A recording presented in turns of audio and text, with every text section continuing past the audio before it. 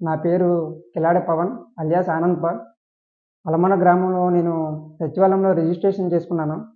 అలాగే ఆడుదాం ఆంధ్రాకి అప్లై చేశాను.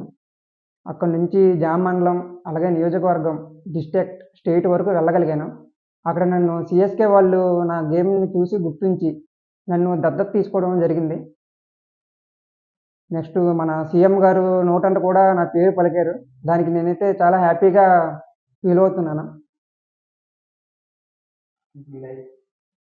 నేను ఇంతవరకు రావడానికి కారణం ఏంటంటే, మా విలేజ్‌లో జస్ట్ ఒక విలేజ్ మాది గ్రామం.